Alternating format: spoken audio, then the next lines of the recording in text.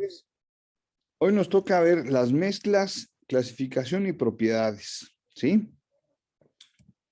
Pues las mezclas nosotros las hemos manejado de manera, voy a decir así como desmedida, porque pues no nos hemos dado cuenta de cuántas veces estamos haciendo mezclas o dónde las estamos realizando o aplicar el lenguaje químico así de tal de, ay, que es una mezcla homogénea, es una heterogénea, etcétera. No, casi nunca lo hacemos, pero estamos trabajando con mezclas de manera diaria. Y pues todo lo que ya vimos que manejamos, pues es materia. Dentro de estas, pues hay cosas que no sabemos cómo definir, simplemente decimos, pues le damos el nombre que nosotros conocemos, ¿sí? En este caso, pues la materia está formada por sustancias puras, que en este caso van a ser elementos o compuestos, ¿sí? Y tenemos las mezclas que van a estar en dos campitos, las homogéneas y las heterogéneas, que vamos a explicar más adelantito, ¿sí? Y por ejemplo, aquí tenemos grupitos de elementos puros y de compuestos. Tenemos el caso de el agua salada o el agua de mar, ¿sí?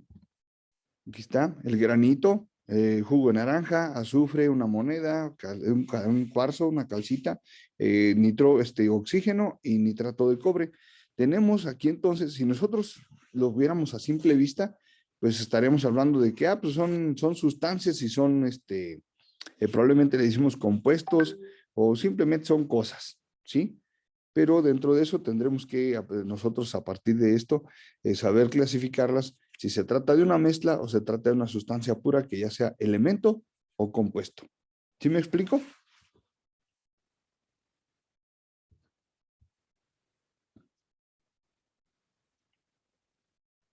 Y en el caso de nosotros vamos a estar ahorita abordando lo que son las mezclas, ¿sí?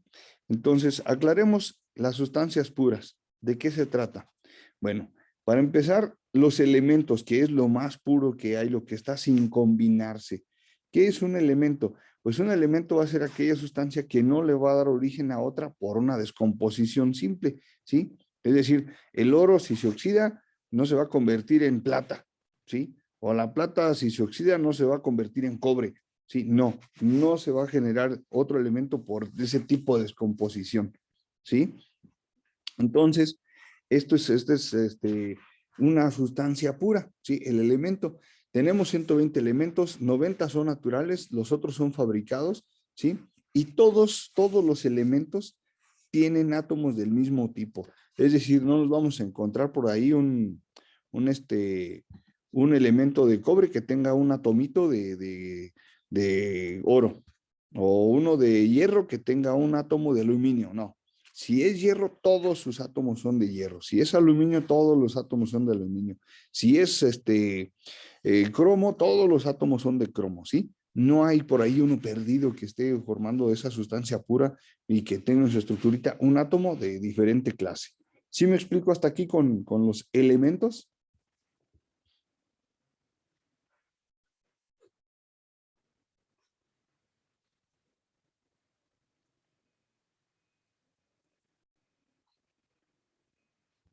¿Hay alguna duda?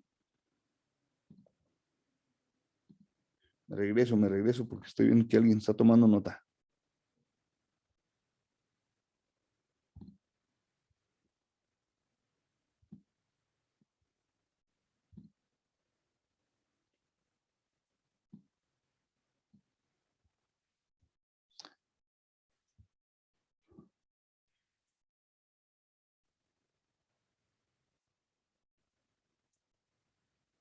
De todas formas, no se apuren, ¿eh? El video que estoy grabando ya ahorita se los voy a publicar así como ayer, el que les compartí ayer.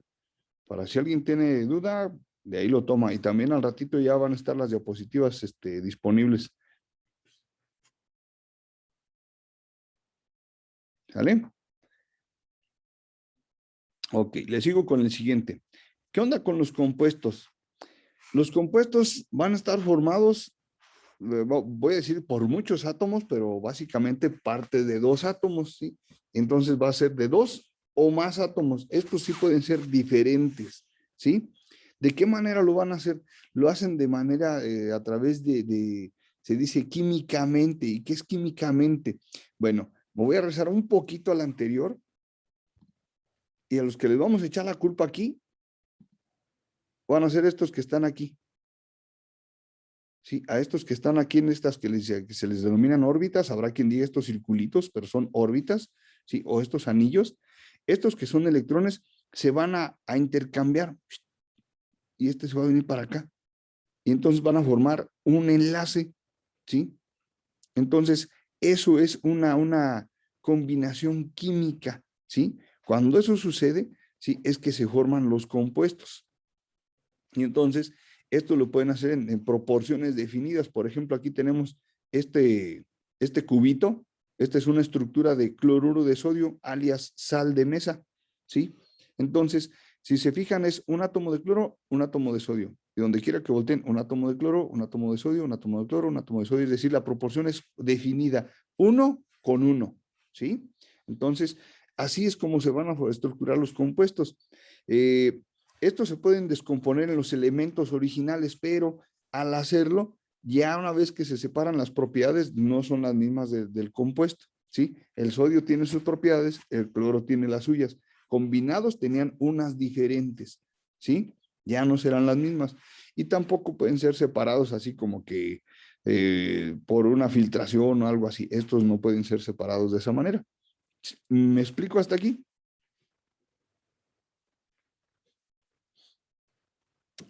Ok, bien. Me paso a la siguiente.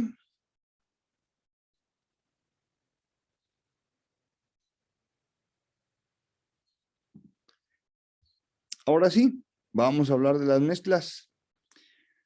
Las mezclas, pues nosotros, les decía, lo hacemos más continuamente, ¿sí?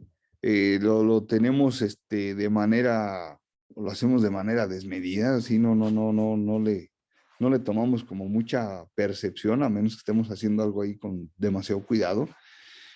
¿Y qué va a hacer? Pues no va a ser otra cosa más que combinar sustancias puras, ¿sí? Ya sean dos o más, ¿sí? ¿Qué pasa aquí? ¿Por qué la diferencia? Porque las mezclas no se combinan químicamente, ¿sí? Es decir, lo que les comenté de los electrones que se cambiaban de un átomo a otro y que eso formaba un enlace, eso no sucede en las mezclas.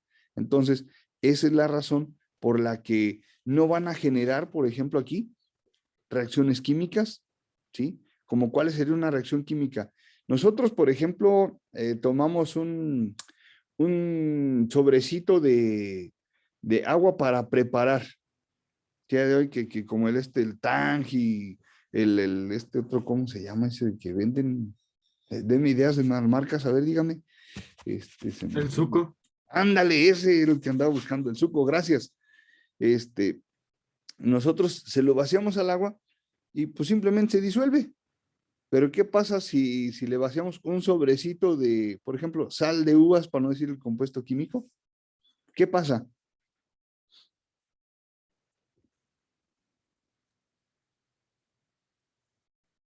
¿Qué pasa con el sal de uvas y el agua? ¿Hace lo mismo que el agua del polvito de suco con agua? Pues hace como efervescencia. Exactamente, gracias a mí. Lo que pasa es que esa efervescencia es una manifestación de esto, una reacción química. Entonces ahí no se está tratando de un compuesto, de una mezcla, se está tratando de un compuesto, ¿sí? Está dando una manifestación de reacción química, ¿sale? Entonces siempre que vean efervescencia, ahí está ocurriendo una reacción química y lo que está pasando no es una mezcla, ¿sí? Es un compuesto, ¿sale? Entonces, en el caso de las mezclas, todos los componentes van a mantener su estructura, es decir, su identidad. El agua va a seguir siendo agua, la sal va a seguir siendo sal o el azúcar va a seguir siendo azúcar, según la combinación que se esté realizando, ¿sí? Por ejemplo, aquí tenemos una combinación de arena con agua, ¿sí? Entonces, pues al mezclarla, pues sigue siendo arena con agua, no le está pasando nada, ¿sí? El café, cuando yo lo mezclo, también va a seguir siendo café, lo podemos separar, va a ser un poquito, no tan simple, pero se puede separar, ¿sí? Entonces, estas son características de las mezclas. ¿Qué otras características tenemos con las mezclas? pues tenemos que no hay manifestación de energía, es decir, como no hay efervescencia, eso sería una manifestación de energía cinética, ¿sí? No hay incremento de temperatura, es decir, que al combinar se caliente. ¿Alguien le ha pasado que hace alguna combinación y se calienta el recipiente sin razón aparente?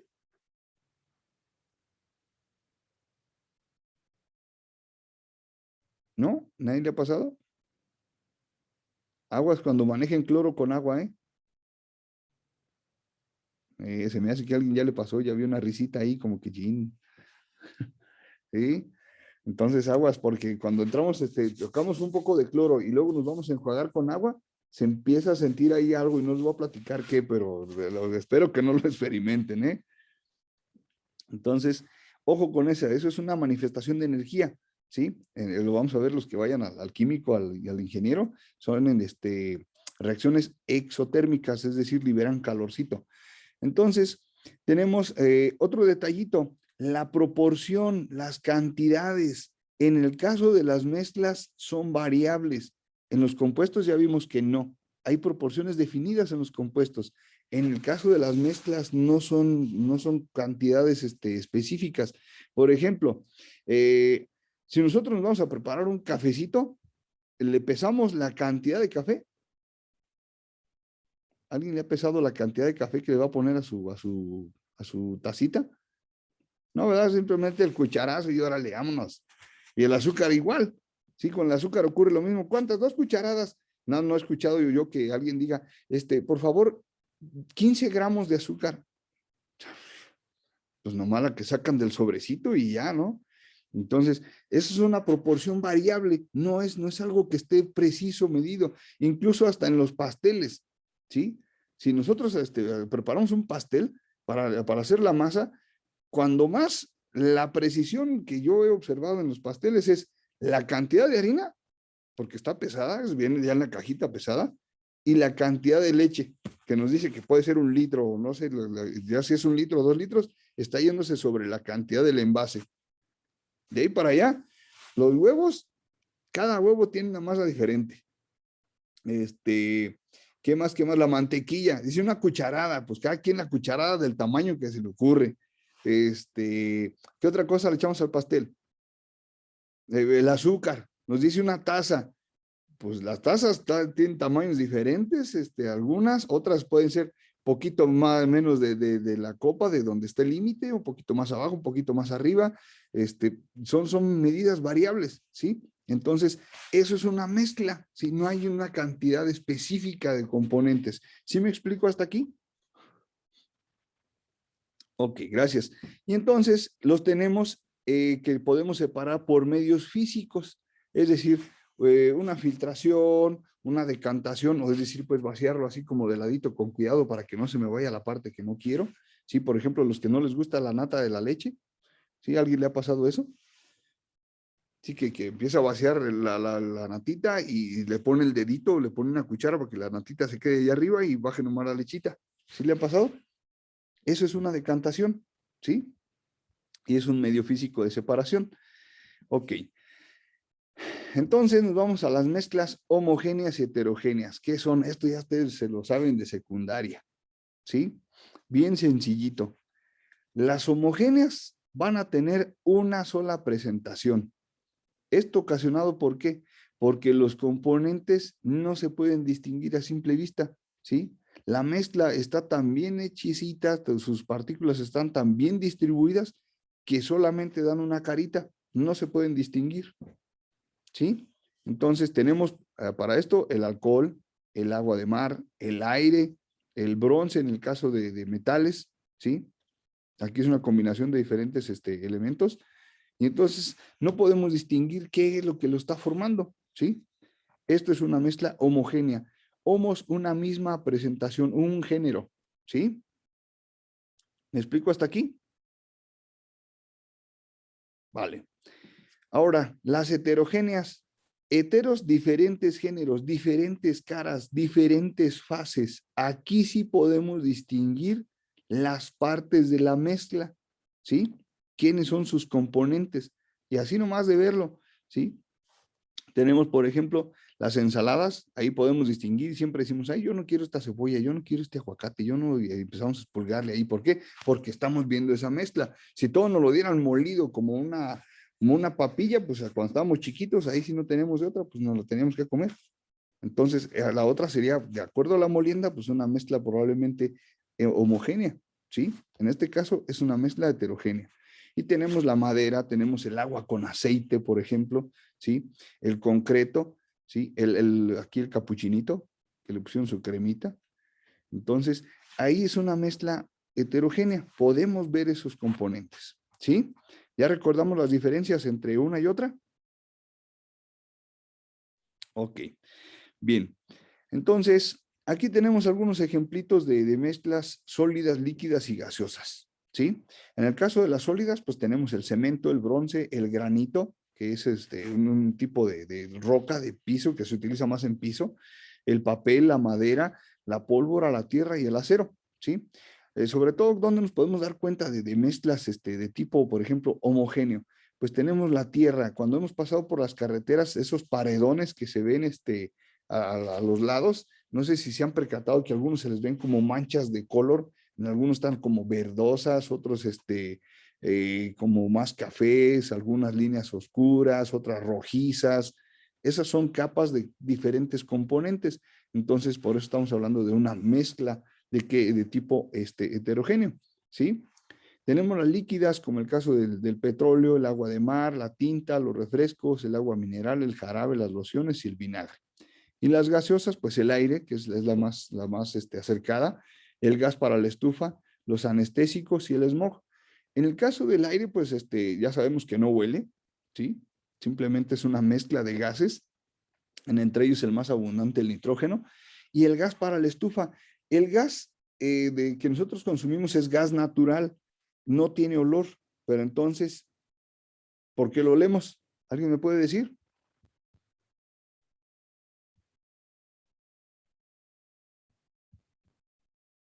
¿Alguien me puede decir por qué lo olemos? ¿Por qué si logramos olfatear el gas? Para distinguirlo, Sí, para distinguirlo, pero ¿qué es lo que hace? Si el gas natural no huele, hagan de cuenta que es como el aire, no tiene aroma, el gas natural, y es el que nos venden, ¿sí? Pero entonces, ¿por qué cuando se escapa sí lo podemos oler? Si se supone que dentro de sus propiedades el gas natural no tiene aroma. ¿Alguna idea? Por sus componentes. ¿Quién fue? ¿Quién fue? A ver, no veo, no veo. Yo, Fernando. Gracias, Fernando. Sí, dentro de sus componentes está mezclado con un compuesto azufrado, se llama tiol. Y ese compuesto azufrado es lo que nosotros olemos, lo que olfateamos cuando hay una fuga de gas, ¿sí? No es el gas lo que olemos, es ese compuesto azufrado. ¿Sí me explico? Sí, y no se distingue. Esa sería una mezcla homogénea, ¿va? ¿Alguna pregunta hasta aquí?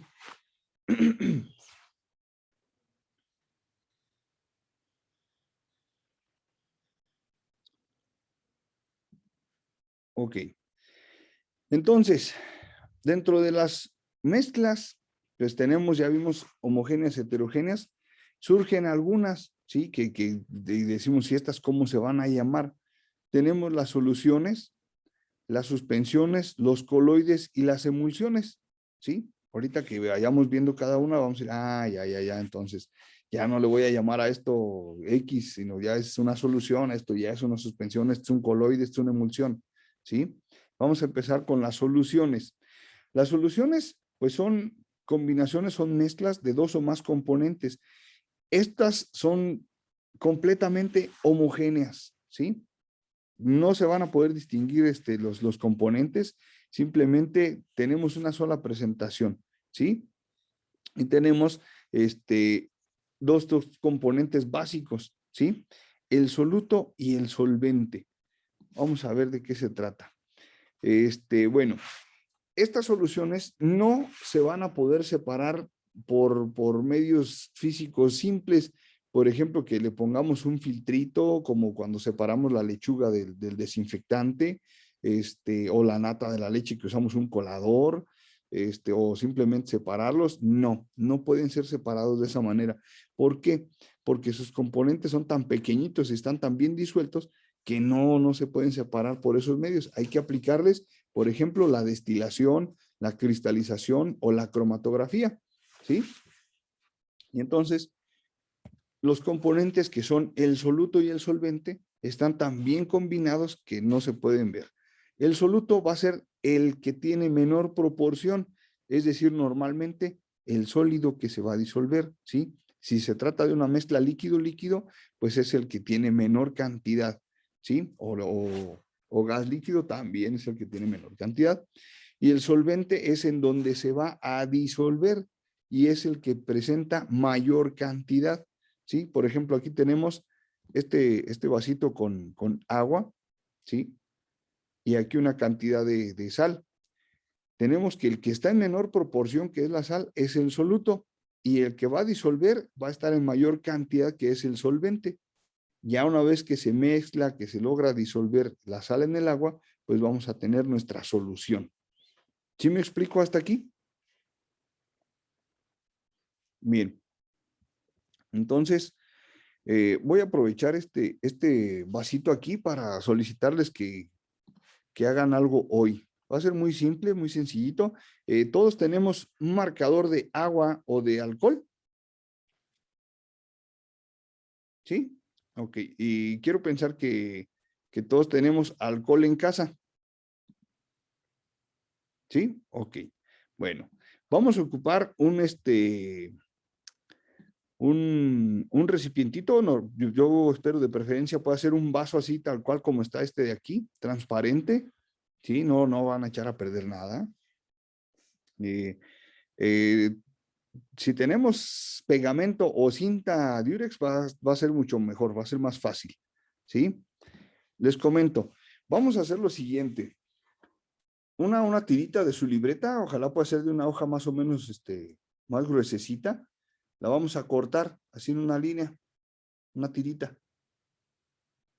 Esta tirita, sí, que más o menos llegue de aquí del vaso al fondo del vaso, ¿sí? Que tope al fondo del vaso. Más o menos voy a pensar que el vasito es algo así. Ya ven que tiene un fondito grueso. Sí, le voy a poner más o menos un dedo, ¿sí? Uno de mis dedos de volumen, ¿sí? Es decir, lo que dice en el asiento. Entonces vamos a dejarle hasta aquí, ya sea agua o alcohol. Si mi marcador es de agua, uso agua. Si mi marcador es de alcohol, uso alcohol. ¿Me explico hasta aquí? Ok. ¿Qué vamos a hacer? De acuerdo a la dimensión que tenga, yo voy a ponerle, supongamos hasta aquí va a quedar el agua o el alcohol. Voy a trazar antes, sí puedo sacar, poner mi dedo de volumen, pongo el vasito, veo más o menos hasta dónde va a quedar y le voy a trazar afuera, sin meterlo, una rayita poquito arriba de donde esté el líquido, ¿sí? Que la rayita no quede sobre el líquido, arribita, ¿sí? Y en esa rayita le voy a hacer una manchita, un circulito pequeñito, ¿sí? Visible, del color que yo quiera. Preferentemente usen negro, ¿sí? O azul marino si tienen, ¿sí? Y ya que tengan así la marquita, aquí arriba le pueden pegar un color, un lápiz, un palito con cinta o con pegamento. ¿Para qué? Para que lo sostenga sobre del vaso y entonces quede mi tirita colgando hasta el fondo. Y aquí arriba debe de estar la rayita y el puntito. ¿Vale? ¿Sí me explico? ¿Sí? Sugerencia, si utilizo alcohol, puedo ponerle una tapita con papel aluminio, ¿sí? O puedo utilizar, si alguien tiene plástico ese adherente, puede ponerle una cubiertita ahí de plástico adherente para que no se le evapore el alcohol, ¿sí? Y entonces, después de unos 10 minutitos, van y le dan una vuelta, le toman foto antes, durante y después, ¿sí? Y lo platicamos en la siguiente clase, ¿vale? ¿Sí? Entonces, ya tienen una tarea. Yo les voy a decir ya después qué vamos a hacer con ella. pero sí necesito que tengan esas evidencias cada uno. ¿Sale? Entonces, eso va a ser su actividad de parte del día de hoy. Entonces, ya me comentan el jueves qué onda. Bien, entonces, ¿no hay duda con soluto y con solvente? Ok, bueno, me paso a la siguiente diapositiva. ¿Cómo clasificamos las soluciones? ¿Sí? De acuerdo a su concentración, de acuerdo a la cantidad de soluto que hay. Por ejemplo, las diluidas. Diluida es cuando el soluto es muy poquito, ¿sí? Es tan poquito que ni se percibe al momento de disolverse, ¿sí? Entonces su cantidad es muy, muy pequeñita con relación al solvente. Tenemos ahora las concentradas. Por ejemplo, este sería una diluida, ¿sí? Hay muy poquita concentración de soluto. En comparación de la concentrada, vean, la cantidad de soluto es pues relativamente grande, ¿sí? Con relación al solvente. Sí, esta es más adecuada para una solución bien hecha, digamos, ¿sí? Ahora nos vamos con las saturadas. En las saturadas, ¿sí? Ya el volumen de solución, de soluto, perdón, es un poquito mayor, ¿sí? Ya le cuesta trabajo disolverse en determinada temperatura, ¿sí? Ahí ya como que empieza, hay que agitarle un poquito más de lo debido, pero porque tiene mucho soluto, ¿sí? Ahora, con las sobresaturadas es demasiado soluto. Es tanto el soluto que ya requiere alguna condición externa para poderlo disolver, ¿sí? ¿Esto dónde lo hemos visto? Cuando nuestras abuelitas o nuestras mamás hacen algún preparado de almíbar, ¿sí? Que le agregan agua y todavía le agregan azúcar y aparte de eso hay que calentarlo y aparte hay que estarle moviendo. ¿Para qué? Para que la cantidad de soluto que esté excedida se pueda disolver, ¿sí? Y esto ya es una solución sobresaturada, ¿sí? Vamos a verlo cómo sería en nuestra presentación. Si nos dieran agua de Jamaica, ¿sí? Esta diríamos, esta está aguada o desabrida, ¿sí? Estas dos están desabridas, son agua pintada nomás, ¿sí? Lo correcto es decir, están diluidas. Por ejemplo, esta del centro, esta es la rica, ¿sí? Entonces, cuando está algo bien preparado, que nos sabe rico, decimos, este está concentrado, este está rico, este está bien, ¿sí? Pero cuando se pasa un poquito de azúcar o de Jamaica, ya sí que ya nos causa cierto gesto al tomarlo, ya está saturada. Pero si de plano dices que esto está intomable, ¿sí? No se puede comer, no se puede tomar, es porque se le pasó el azúcar o es demasiada Jamaica, está sobresaturada. ¿Sí me explico? Ok, bueno. Ahora nos vamos con las suspensiones.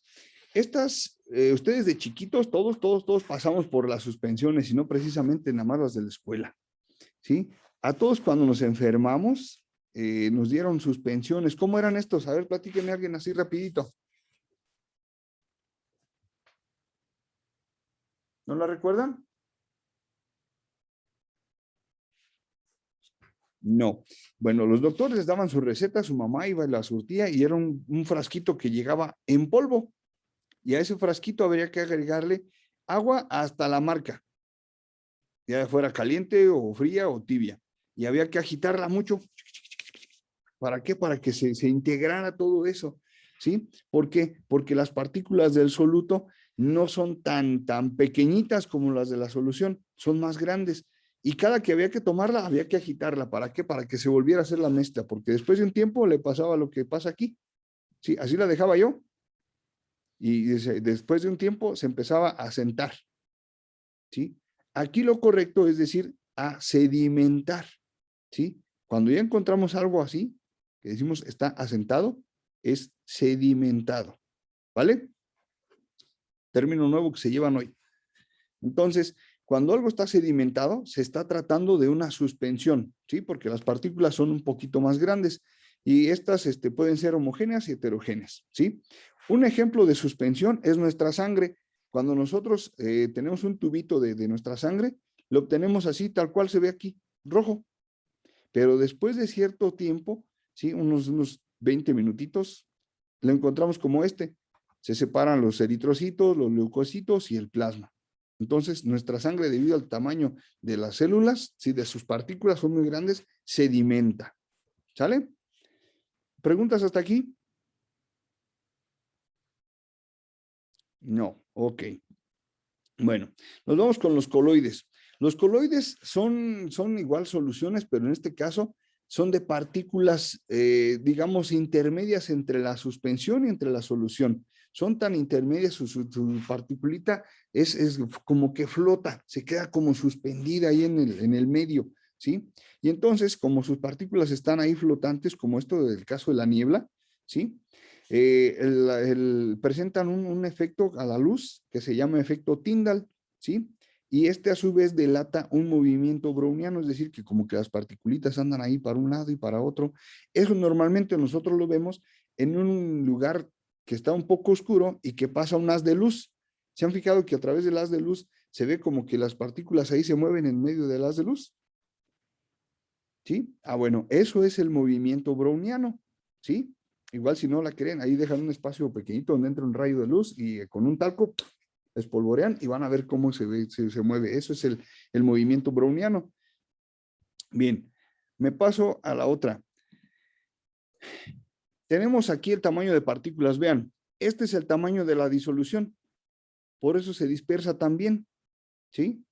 Este es el del coloide. ¿Sí? Y vean el de la suspensión.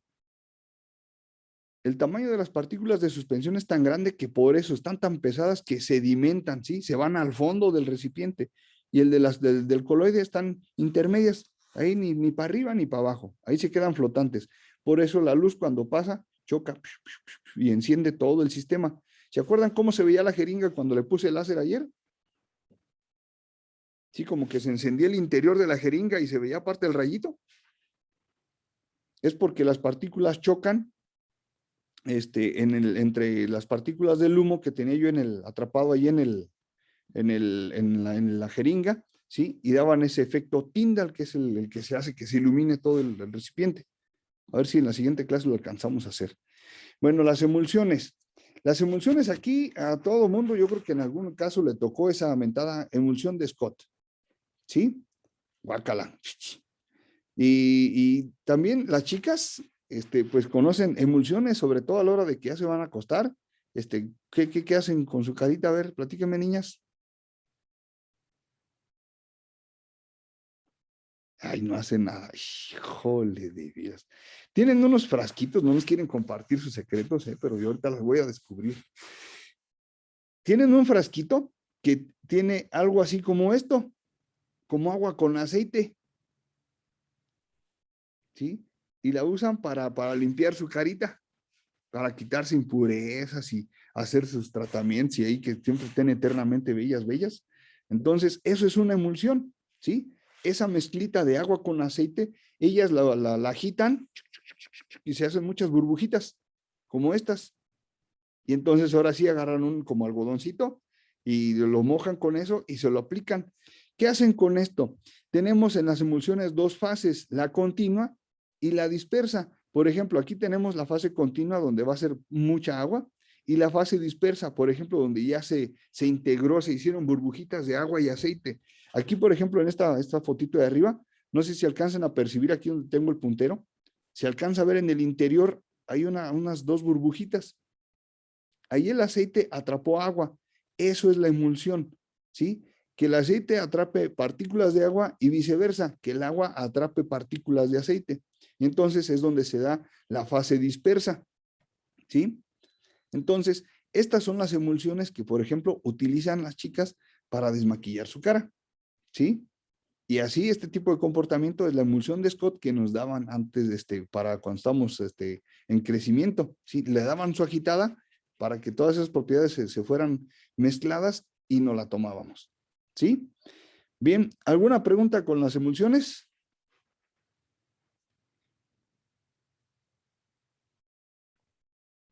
¿No?